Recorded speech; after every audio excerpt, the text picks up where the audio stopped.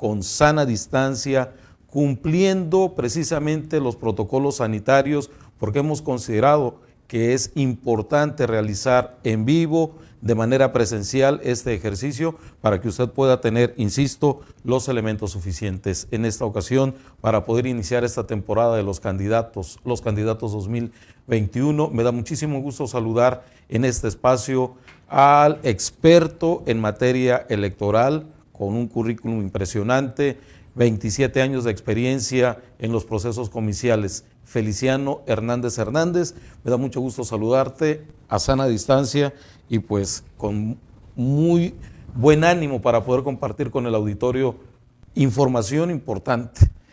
Me da gusto saludarte. Muchas gracias, Miguel Ángel Rueda Ruiz. Es un honor estar con ustedes en esta serie, en esta temporada de los candidatos. No sé qué serie, qué temporada sea. No sé, vamos ya varias. Okay, sí. Pero es muy agradable estar en este programa número 1 y poder conversar con ustedes y desde luego con nuestro público, con nuestra audiencia que nos escucha, que nos ve y que está atenta al desarrollo del proceso electoral 2021. Así es. En los diferentes medios de comunicación, el INE sobre todo, cuando se hizo la presentación de que iniciaba este proceso comicial, hablaba de que eran las elecciones más grandes en la historia y ese concepto es el que ha venido permeando. ¿Por qué se considera esto? Son varias las causas. En primer lugar es el número de ciudadanos que están inscritos ahora en el padrón electoral, casi 5 millones más de los que había en el 2018. Por lógica, es grande la elección. Sí. Efectivamente, por otro lado, en el 2018 hubo elecciones en 30 entidades del país, en 2 no hubo la última elección locales. Presidencial, ¿no? Así es, en la última elección presidencial. Ahorita hay elecciones federales, la integración de la Cámara de Diputados, son 500 diputados, y entre las 32 entidades del país, incluido la Ciudad de México, hay elecciones. Por esa razón es que se llaman de las elecciones más grandes. Además, sí, son cerca de 21,000 cargos a elegir en todo el país. Entonces, esto las...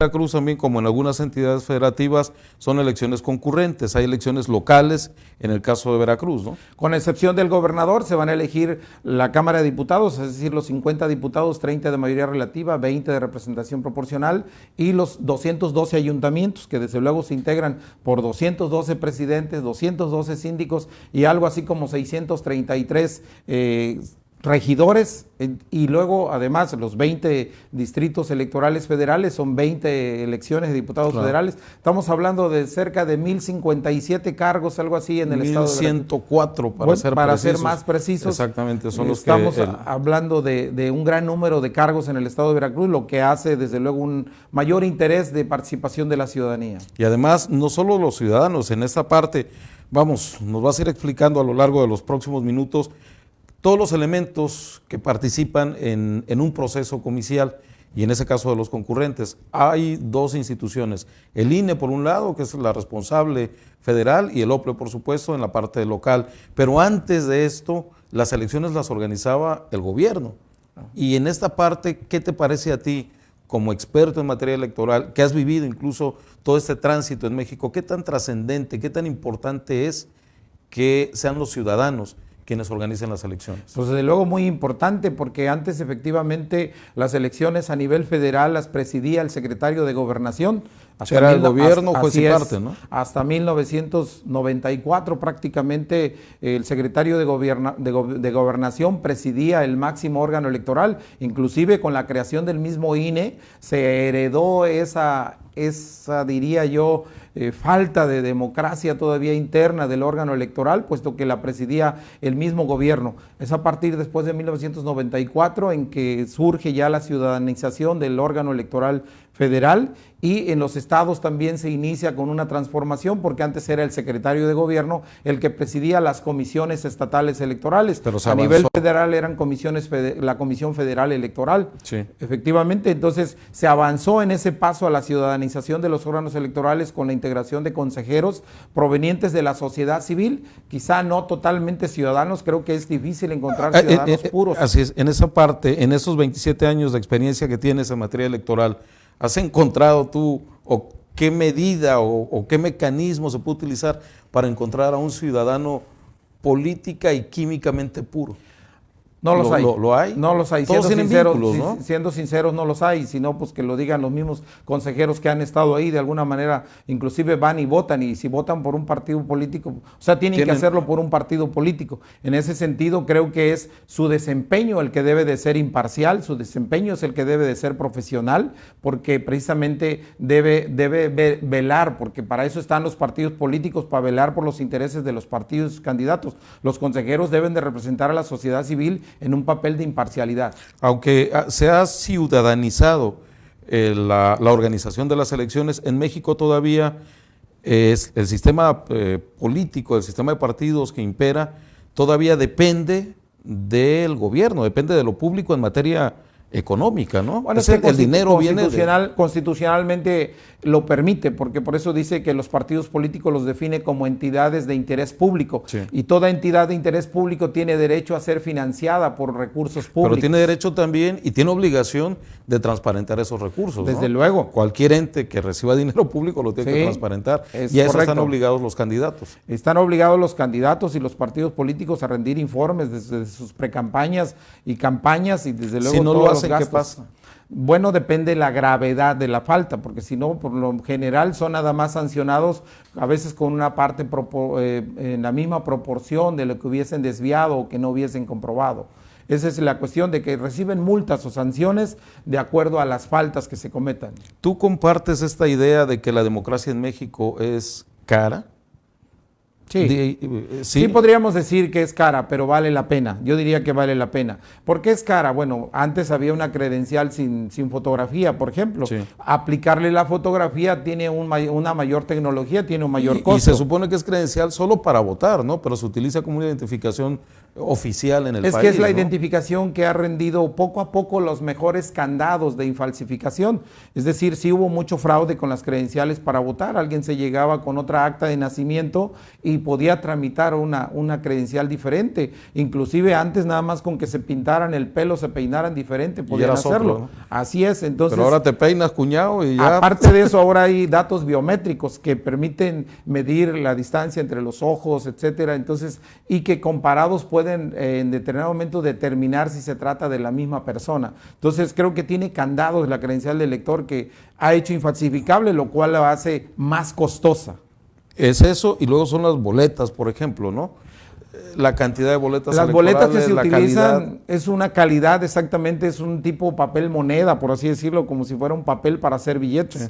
Pero más allá también te diría yo que la lista nominal de electores antes era una simple lista impresa con una computadora por órgano electoral, pero se le tuvo que agregar la fotografía, porque antes decían, bueno, sí, él sí es porque trae su credencial, pero ¿cómo sabemos que es el mismo nombre del que está acá? Entonces se le agregó la fotografía a la lista nominal. Pero esa lista nominal también, y por investigaciones periodísticas, es una buena base de datos, pero luego se trafica con ella también, ¿no? Y puede servir para N cantidad de cosas. Los bancos la pueden utilizar. Por eso se ha reducido ya legalmente el que se les facilite el acceso, que cuenten con un archivo de la lista nominal de electores, porque lamentablemente ha habido cuando menos 2 casos más conocidos de que se ha hecho un mal uso o que se ha vendido esa base de datos. Se hace una negociación. Y obviamente que la utilizan las empresas mercantiles. Así es. Y en el caso de las boletas también parece que es un negocio de unas cuantas imprentas que pueden tener ese recurso, esa posibilidad de que ahí se impriman, ¿no? No, todo se imprime en los talleres gráficos de la Nación. ¿Todas las boletas? Todas las boletas. No hay empresas... no hay iniciativa privada. No, hasta ahorita no ha habido ninguna iniciativa privada que imprima boletas. Se imprimen en talleres gráficos de la Nación, que cobra ese servicio, sí. Pero bueno, es una institución del mismo gobierno y el cual está vigilada en todo el proceso de producción de las boletas, y desde luego que ahora las tenemos que son foliadas y se distribuyen por folios a los distritos, y así se distribuyen por folios también a las casillas. Claro, estamos en los candidatos 2021 platicando con Feliciano Hernández, experto precisamente en esos temas electorales, ha sido funcionario del Instituto Nacional, fue del Instituto Federal Electoral, ¿verdad? Fue fundador cuando se funda la primera el IFE, generación de los servidores públicos.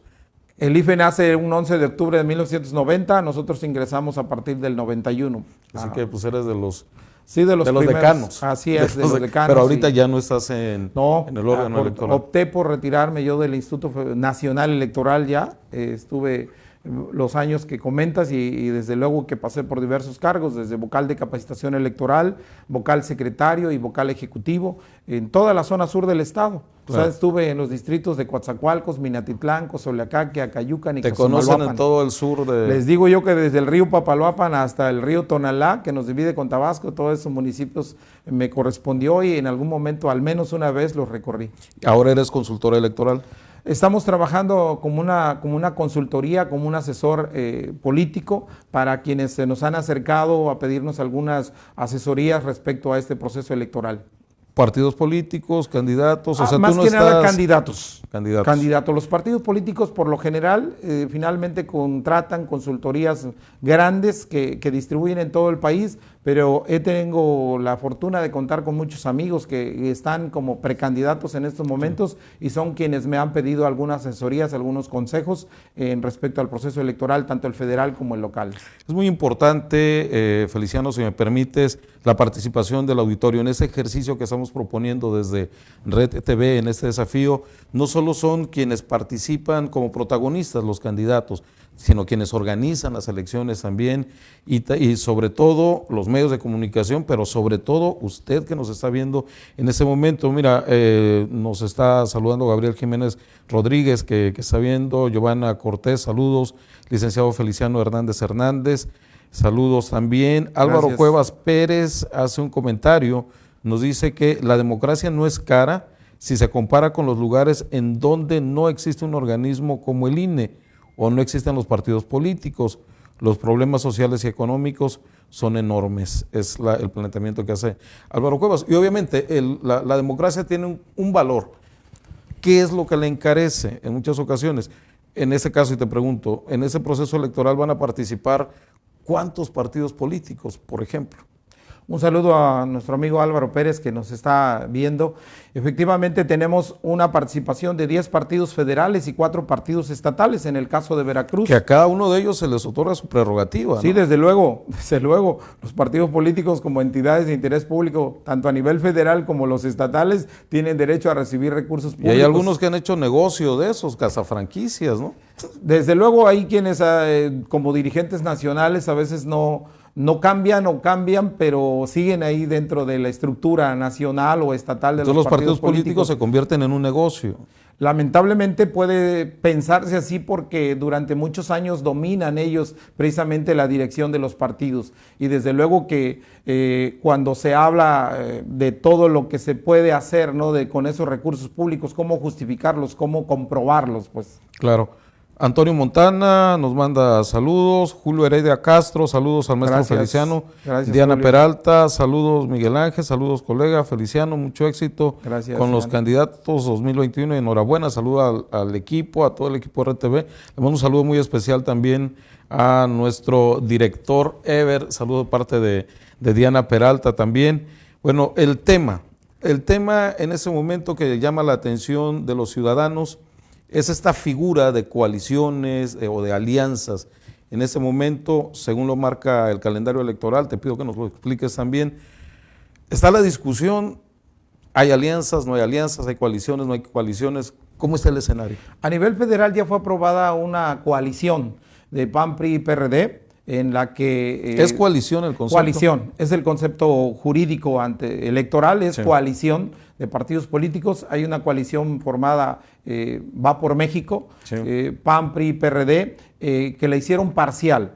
Es decir, solo en alrededor de 150 distritos va a ser, en el resto irán de manera separada cada uno de los partidos políticos y está la otra coalición de Juntos Haremos Historia, esa coalición formada por Morena, PT y Partido Verde a nivel federal también es parcial, no es en los 300 distritos electorales. ¿Las coaliciones solo la pueden hacer los partidos políticos? Que ya cuenten con registro antiguo, Sí. es decir, los partidos nuevos que se les Tienen que otorgaron su rifárselas registro pasado mes de noviembre, diciembre, con las impugnaciones, ellos todavía no pueden hacer ninguna coalición ni con los antiguos ni entre ellos. Únicamente los partidos políticos nacionales que ya existían, que eran 7, 6 se van en 2 coaliciones, únicamente de los partidos antiguos, por así decirlo, es Movimiento Ciudadano el que va independiente. El que va solo, El que ¿no? va solo, así ¿Y es. eso es por una estrategia seguramente? ¿O por qué consideras tú que decide no entrarle a estas coaliciones? Yo creo que es una estrategia y medirá Movimiento Ciudadano su presencia real sin ir en coalición, como lo ha hecho en procesos federales pasados. Ahora va solo y desde luego que también es estrategia ante las otras coaliciones. Como puede resultar una estrategia el hecho de que el agua y el aceite, el PAN y el PRD, y con un intermediario, el PRI, ahí puedan formar una coalición también, ¿no? En alguna ocasión o en años anteriores, impensable. Esto no pudiera considerarse, ¿no? Sí, desde luego, actualmente, y no es privativo de México, en otros países de América Latina y en Europa ha habido coaliciones casi totales de todos los partidos contra uno o contra una coalición. Sí. Y creo que yo siempre lo he dicho, los consensos, los acuerdos, las coaliciones son válidas y son necesarias, ¿son legales? Para gobernar, son legales. Son legales, ok, pero ahora te pregunto, como consultor político, como ciudadano, ¿es éticamente viable, tolerable? ¿Se puede considerar? Es una cuestión de ética pública, ¿no? De los partidos políticos que sean de derecha, izquierda o de centro, izquierda o centro derecha, pero creo que es válido, o sea, podríamos decir... ¿Bajo qué argumento, en ese caso, la coalición de PRI, PAN, PRD? Tiene que ser por la intención de una coalición ganadora. La intención es tener posibilidades de ganar en los distritos que las están presentando. Sí. Desde luego, ojalá esas coaliciones se acuerda únicamente para la elección, no para gobernar. O sea, una vez que lleguen a la Cámara, una vez que esa es la elección, se termina la coalición. Ya en la Cámara pueden ellos de manera independiente votar las decisiones que se les presenten. Porque incluso económicamente también es estratégico que formen diferentes grupos parlamentarios, ¿no? Desde luego, cada grupo parlamentario recibe un financiamiento, así es separado. Okay. Sí, desde luego. Ahora, esa es la alianza PAN, PRI, PRD, el agua y el aceite en los extremos, ¿no? Pero la otra, Morena, PT, Partido Verde. Si Morena se supone que tiene 30 millones de seguidores a nivel nacional, con eso ganó el actual presidente de la República, ¿necesita de los otros partidos políticos o por qué están los otros partidos políticos con Morena? No sé si Morena necesite de ellos o ellos necesiten de Morena, pero llegaron a ese tipo de acuerdos, puesto que de alguna forma están ellos en la Cámara, así han venido funcionando, han votado en el mismo sentido, a favor o en contra, han votado unidos. Tanto Morena con el Verde, unidos en algunos proyectos de ley. Entonces, el PT también ha sido un aliado. Entonces, creo que desde ahí traen esos acuerdos de estar aliados y ahora para las elecciones se suman, pero creo que van a continuar aliados y creo que es en estos momentos necesarias para la vida política del país. Esas decisiones se toman en la cúpula, las dirigencias nacionales son quienes firman esas alianzas que se dan tanto en el plano federal y las avalan también para el plano estatal. Así es. La militancia, he escuchado en días recientes de un partido, de otro partido, se sienten agraviados, porque no solo es que un candidato se ha postulado por un solo partido, sino a veces en una zona donde X partido tiene la fuerza, resulta que tiene que ir otro candidato, ¿no? Es una cuestión que a veces, ¿no?, permite que precisamente las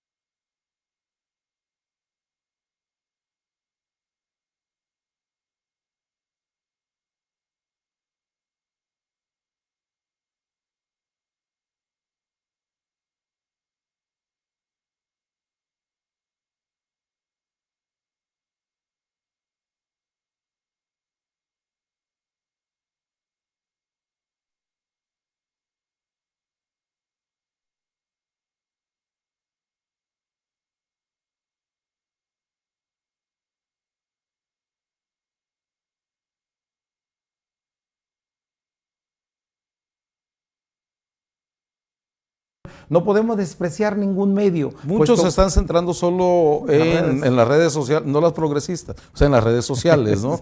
Pero es ese lo adecuado. Tú como consultor recomendarías nada más, es que métanse al WhatsApp o solo en el Facebook. De ninguna manera. El candidato o partido político que piense eso pierde ciertos sectores de la sociedad. Y doy un ejemplo, estamos en Minatitlán, que tiene más de 60 casillas rurales, y desde luego que ahí, aunque todos tienen su Face, que es más popular, pero mucha gente escucha la radio, por ejemplo. Entonces, su propaganda la tienen que segmentar, y algunos todavía vemos televisión, vemos noticieros, y por otro lado, hay muchos que todavía leen periódicos impresos, o sea, uno o dos son leídos regionalmente, y eso hace que el candidato que quiera triunfar tiene que dirigirse a todos los medios. Claudio Feliciano, si me permites, vamos a dar paso. Gabriel Vázquez Salinas, saludos al licenciado Hernández, un excelente conocedor de la materia electoral. Gracias, maestro Gabriel. Amalio Suárez Salazar, saludos al licenciado Feliciano y excelente programa. Gracias. Reyes A. García Mendoza, saludos a todos. Al amigo Ever, buen programa. Norberto Jesús Luna García, ¿se fue el sonido o solo a mí? Yo creo que nada más a él, ¿no? Porque sí, doña Lilia Ruiz también dice que no hay sonido. Hubo unos problemas técnicos, pero ya fueron resueltos inmediatamente. Julio Heredia Castro, ya no se fue, no se oye, bueno, ya estamos restableciendo la parte del sonido, ya nos están confirmando precisamente que ya quedó la parte del audio. Gracias, doña Lilia. Susana Mayor Villa, Heriberto Domínguez, y ya nos están haciendo los comentarios. Quedó resuelto este problema técnico, una pequeña falla técnica. Feliciano Hernández, los ciudadanos son los que en ese momento pues están esperando escuchar de parte de quienes aspiran a esos cargos de elección popular. Hemos comentado 1104 en el estado de Veracruz. ¿Qué es lo conveniente decir en este momento? ¿Tú qué es lo que recomiendas decir en este momento y de acuerdo al calendario electoral? ¿Qué es lo que pueden decir? Bueno, en materia federal, acaba de concluir el periodo de precampañas el pasado 31 de enero. En estos momentos los partidos políticos, más bien los candidatos, pueden dirigirse a la ciudadanía, pero para invitarlos a que se afilien a su partido, pueden hablarle de su ideología, pueden hablarle de sus documentos básicos, como son la declaración de principios, su programa de acción. Es lo que pueden hacer los ciudadanos públicamente. No pueden pedir el voto, no pueden pedir el apoyo. Por otro lado, también están las precampañas de los candidatos a diputados locales. Es en lo que nos encontramos en ese momento, ¿no? Así es, que si todo fuera en forma se hubieran inscrito desde antes del día 28 para que a partir del día 28 iniciaran las precampañas. Se supone que hay ese pero periodo, apenas ¿no? se están inscribiendo. Bueno, del 28 al 16 de febrero es lo que marca el calendario, ¿no? Para hacer precampaña. Y ahorita lo están haciendo, apenas se están inscribiendo, pero bueno, ya los veíamos muy movidos también en redes y también Pero no queda claro todavía en el caso de Minatitlán cómo está la jugada, ¿no? Pues ni en Minatitlán ni en muchos municipios, o sea, las coaliciones, por ejemplo, no estaba a nivel estatal, ¿no? No estaba confirmada hace unos días la coalición Morena Verde PT, ¿no? Entonces muchos pensaron que el Partido del Trabajo iría solo en este municipio o en otros, y sin embargo finalmente salió con que se alían, también hay una alianza, hay una coalición para este municipio, lo cual de alguna forma hace que tendrán que sacar candidatos de esos tres partidos para los tres cargos principales: diputado federal, diputado local y presidente municipal, síndico y regidores. Esto nos lleva, en el caso de las coaliciones, a agotar tiempos internos de los partidos, ¿no? Y que en un momento dado, si los partidos deciden no hacer precampaña ni nada, la misma coalición en un momento dado puede registrar un candidato, ¿no? La mayoría de los partidos y las coaliciones están siguiendo el procedimiento de precampañas. Algunos inclusive teniendo un solo candidato lo están haciendo y pues están inscribiendo. ¿Por qué? Porque ya se dieron cuenta que es aprovechar un poco el escenario, el momento, ¿no? Otros lo tendrán que hacer para ir cumpliendo con sus estatutos, porque de lo contrario internamente también pueden ser impugnados, ¿no? Entonces creo que es válido y lo están haciendo todas las coaliciones, las dos coaliciones y los partidos políticos, de registrar precandidatos y aprovechar este espacio para darse a conocer a su militancia, dentro de sus partidos, pero hay un hilo muy delgado. Sí. O sea, si tú ves un spot de un video o de la radio y dice, este mensaje va dirigido a los militantes del partido tal, pues sí, pero lo escuchamos pero todos. sabiendo todo, claro. Así es. Rápidamente, Feliciano, antes de concluir, quiero preguntarte los riesgos que en ese momento tú visualizas en ese proceso comicial, y me refiero, por ejemplo, la posible incursión de dinero mal habido, candidatos que no reúnan el perfil adecuado, las prácticas de antaño que pudieran realizarse. ¿Es posible todavía? Es un poco complicado la fiscalización de los recursos de los partidos políticos, sin embargo, por eso los obligan a tener cuentas registradas precisamente para que se les deposite tanto el recurso público como el recurso privado, como lo que se obtiene de la militancia. Es un poquito más complicado ahorita para la comprobación, sí, pero sí se le da seguimiento, el instituto siempre ha dado seguimiento a esa fiscalización. Pero eso es de lo que reportas y de lo que Así no reportas. Pero sí se les hace un cálculo, por ejemplo, sí, aun cuando digas esta camioneta que traigo me la prestaron, el instituto te detecta la camioneta y te calcula como si fuera una renta mínima por ese medio. Entonces sí, de alguna manera los partidos, los políticos y los candidatos tendrán que tener mucho cuidado en ese tipo de dinero que se maneja en las campañas. ¿Y hasta dónde puede llegar la sanción? Bueno, si se rebasara mucho el tope de gastos de campaña, puede ser anulado el cargo de elección popular. Vaya, por eso te digo que hay una cuestión de la determinancia de la ley en el que podría determinar qué tan grave es el daño o la violación a la ley para, en su caso, inclusive anularle la elección. Uno de los conceptos que se está incorporando en ese proceso es la denominada violencia de género político, ¿no? Y que incluso puede impedir que una persona que aspire a un cargo de elección popular, pues se lo impidan.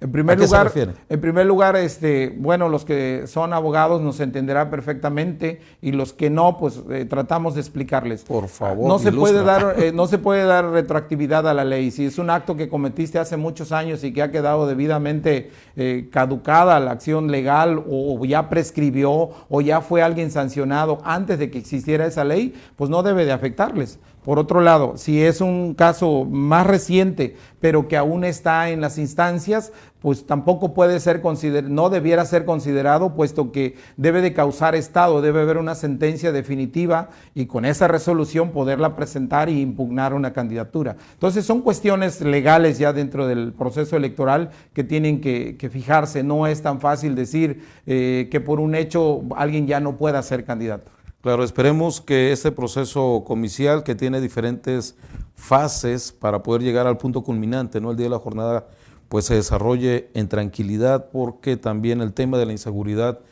está latente. Es lamentable, pero es cierto. O sea, todo acto violento atemoriza a la ciudadanía, le causa duda, incertidumbre. Esperemos que las condiciones mejoren. Cierto que ha venido de menos a más a veces las cuestiones de violencia. Nuestra región ha sido testiga de los últimos hechos que se han presentado en los últimos 10 días y claro, creo que la autoridad estatal y federal debe tomar cartas en el asunto para garantizarle a la ciudadanía unas elecciones en orden, en paz, en tranquilidad. Y otro tema también, que quizás algunos aspirantes masculinos a cargos de elección popular en algún municipio puedan ser sorprendidos por ese otro concepto, ¿no? Que es la equidad de género. Tienen un porcentaje determinado también, ¿no? Para que participen mujeres, y además se selecciona en un punto específico según la coalición, ¿no? Bueno, sí, ahí sí determinadamente es el 50 y el 50, deben de presentar un 50% de candidatas y candidatos. Que se defina, lo definen en la coalición, ¿no? ¿Quién va a ser candidato mujer, por ejemplo, en Minatitlán? Así es. Y se pueden llevar una sorpresa algunos, ¿no? Sí, desde luego, por estados, son 20 distritos, tendrán que ser, por ejemplo, en el caso de las federales, sí, tendrá que haber 10 candidatas y 10 candidatos, ¿no? Y es un tema además que va mostrando de alguna manera la madurez y el avance democrático en nuestro país y la sociedad como tal, ¿no? Y desde luego que deben de presentarlos, la cuestión por así decirlo, si es una mujer, deben de presentarla, no precisamente únicamente en aquellos lugares donde sienten o piensan que no van a tener el triunfo, ¿no? Tienen sí, que ser equitativos también en eso, ¿no? Claro. Feliciano, permíteme, vamos a terminar saludando a Susana Mayorvilla, a Cristian Reynoso, que está viendo también el programa, Castro Morales Sarmiento, saludos desde Uxpanapa, Mavis Jiménez González también está viendo el programa, Natalia Morales Romay, temas muy interesantes, sobre todo como mujeres, por el tema, te señalaba, de violencia de género en la política, ¿no? Un tema Así que, es. que debemos de Incide desterrar, ¿no? ahora, es un El tema. feminicidio, la violencia de género, Pues, es algo latente en nuestro país, ¿no? Debe de haber un respeto